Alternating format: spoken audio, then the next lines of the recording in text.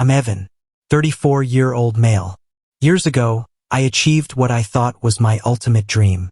At 32, after a decade of working 70-hour weeks in tech sales, I finally bought my own home. It wasn't just a house.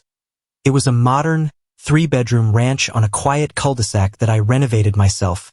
Every last piece of trim. It was my sanctuary. My parents were always supportive, if a little traditional. My younger sister, Chloe, was, well, the free spirit. She dabbled in creative ventures, which mostly meant my parents and I were constantly bailing her out of financial messes. I'd paid off 2 of her maxed-out credit cards already, but I was doing well, so I didn't mind helping. That's what family does, right? Fast forward to this summer. I just closed my biggest deal ever and booked a 3-week backpacking trip through the mountains of Patagonia. It was my reward. A total digital detox. I gave my parents a spare key to check on the place, water my plants, you know the drill. My sister knew the code to my security system to grab a package for me. The trip was incredible. For the first 10 days, I was completely off-grid, hiking glaciers and sleeping under stars.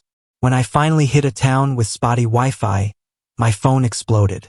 Dozens of missed calls and texts, mostly from my parents. The previews were vague but urgent.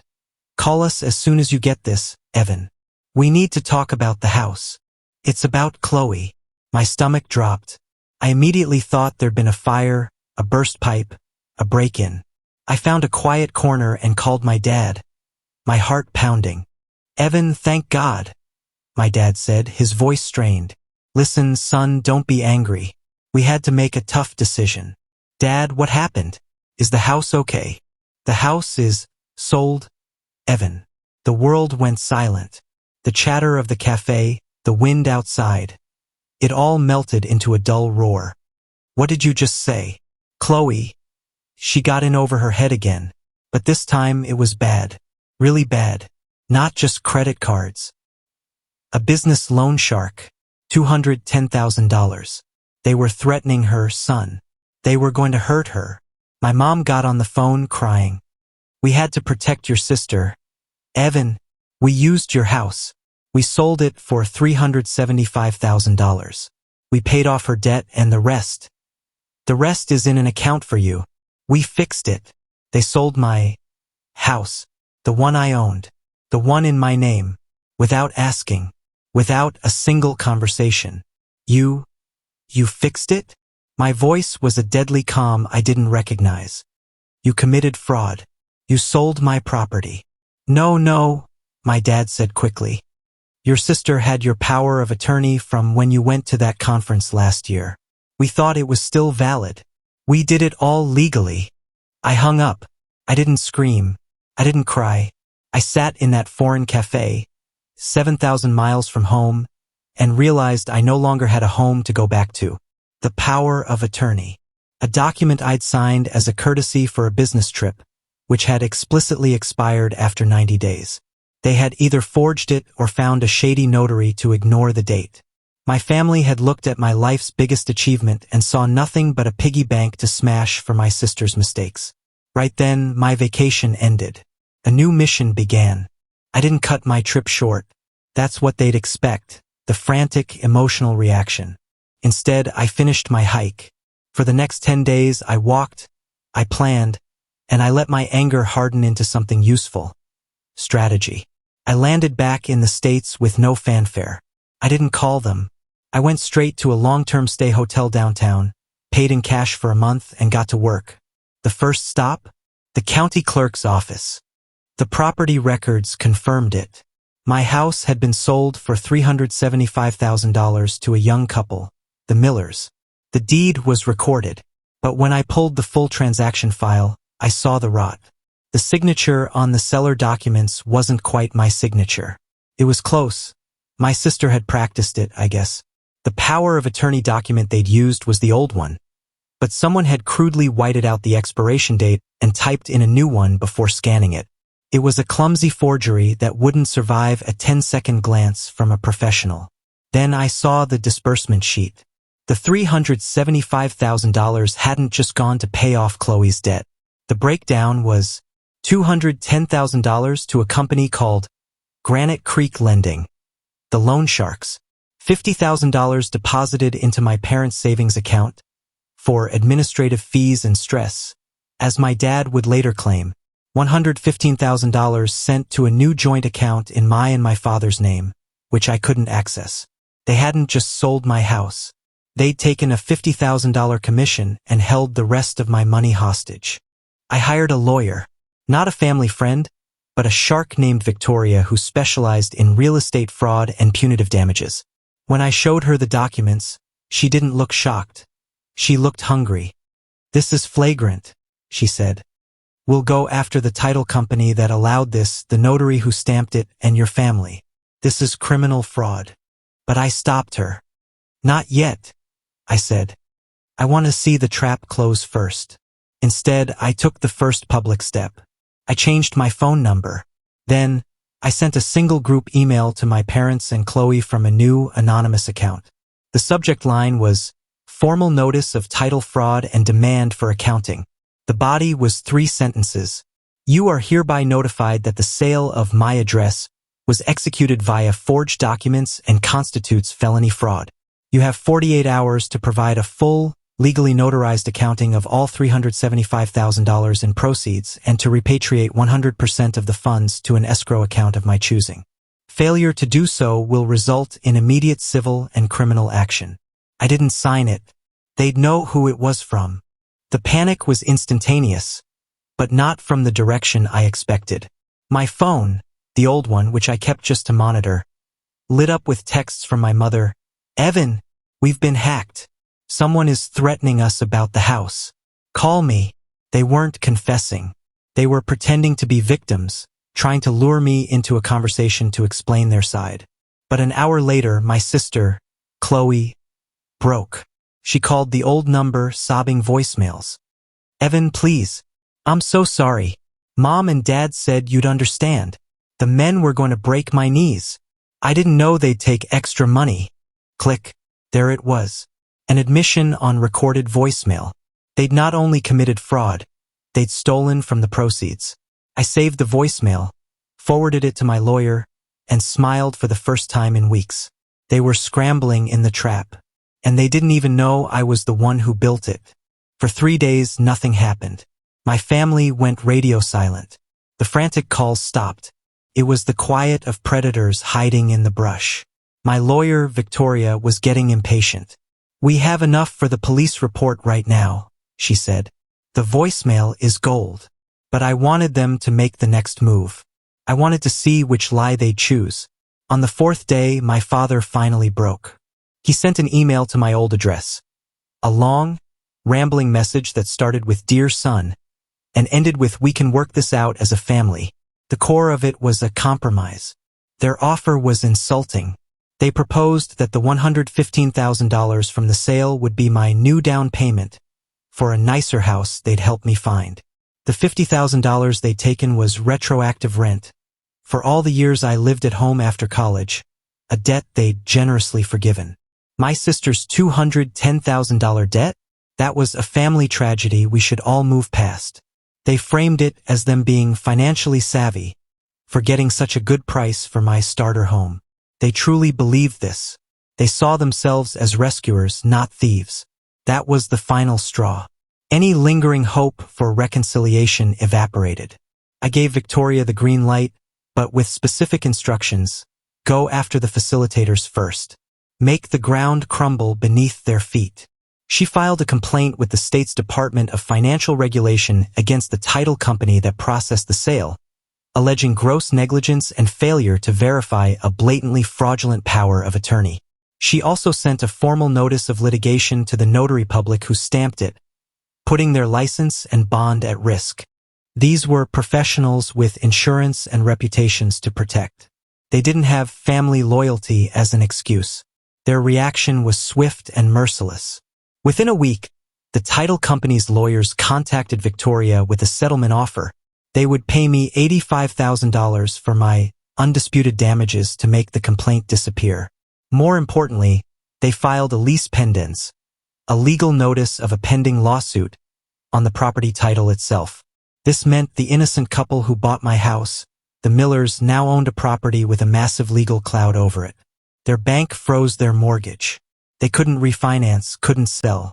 They were furious, and rightly so.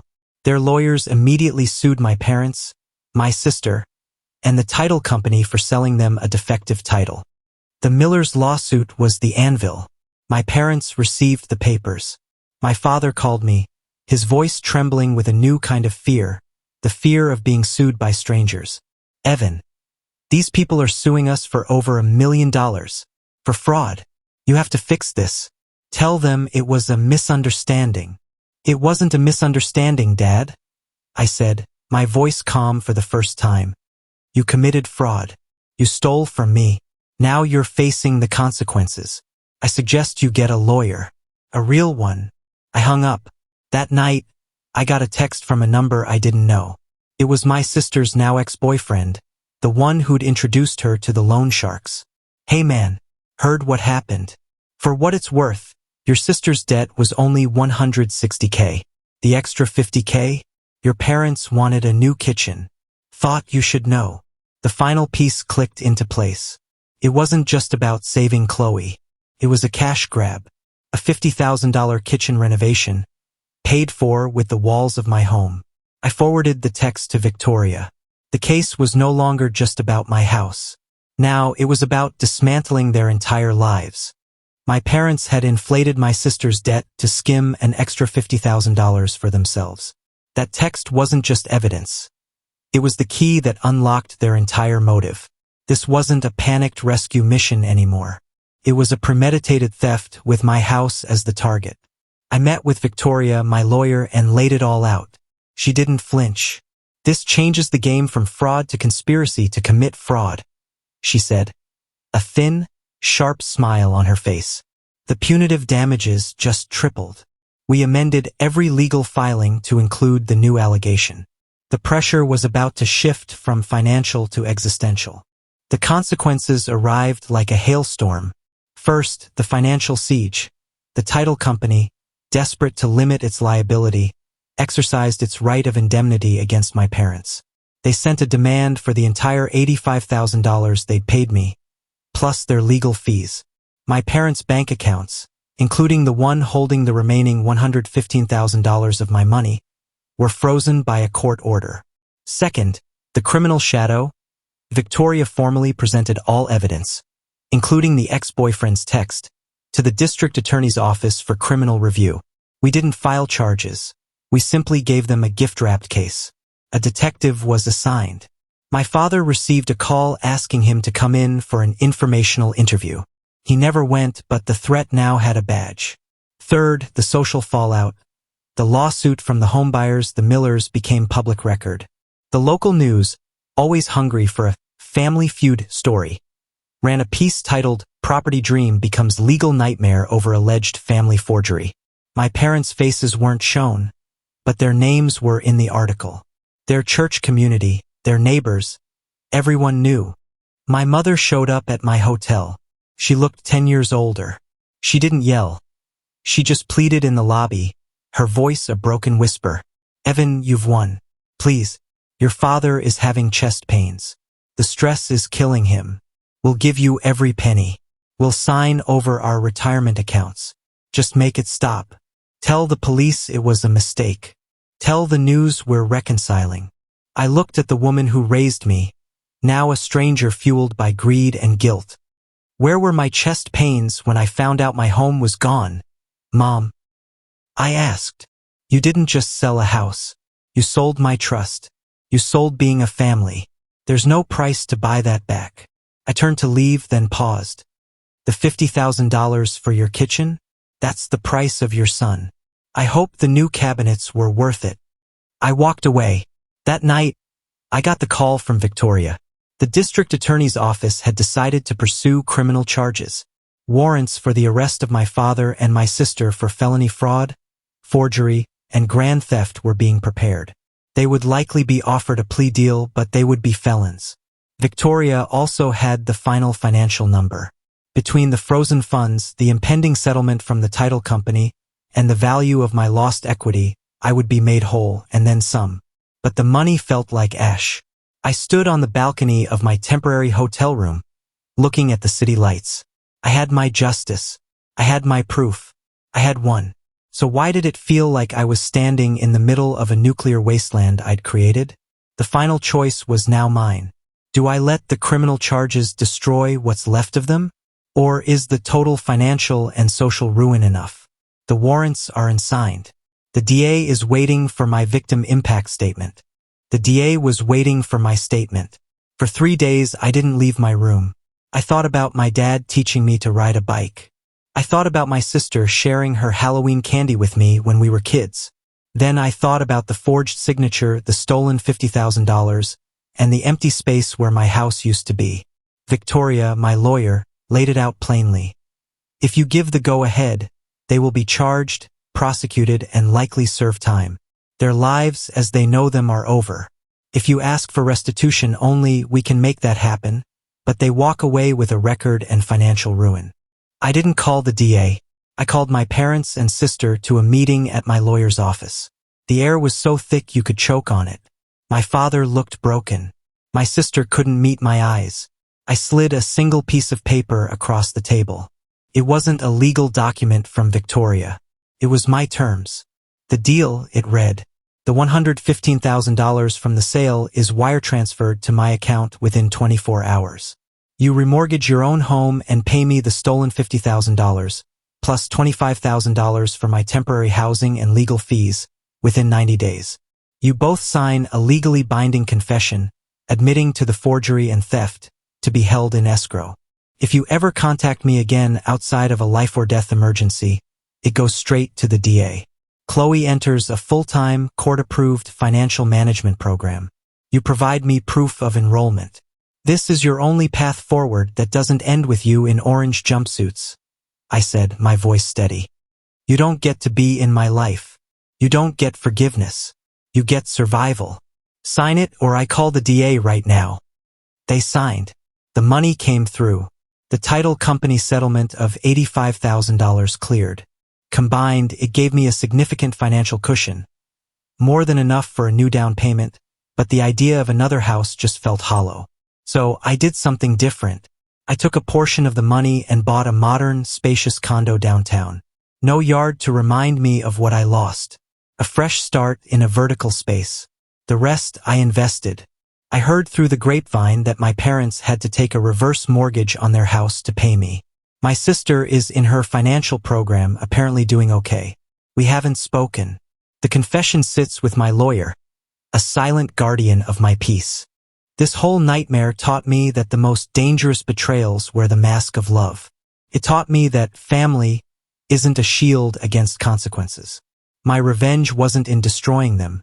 It was in building a life so secure, so separate from their chaos, that their actions could never touch me again. To anyone out there being used, manipulated, or taken from by those you trust, your loyalty is a gift, not an obligation. It is okay to build a moat around your castle. It is okay to choose yourself. And that brings us to the end of this intense, family, finance, and ultimate betrayal. What do you think, everyone? Was the OP right to force the financial confession and cut contact, or was letting them avoid prison too merciful? Could he have handled the initial discovery differently to salvage any part of those relationships? I truly value your perspective, so please, share your honest opinions and personal takeaways down in the comments below. Let's have a meaningful discussion about the limits of family loyalty. To every single person who has followed this story to its conclusion, I want to say, thank you from the bottom of my heart. Thank you for your time, your empathy, and for being such a vital part of this growing community. It means more than you know.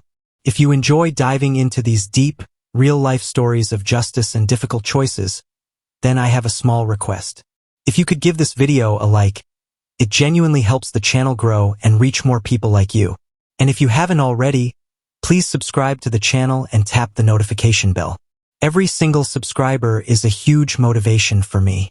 It's the fuel that keeps me searching for and sharing these powerful narratives. If you know someone who would be captivated by this story, please share this video with them.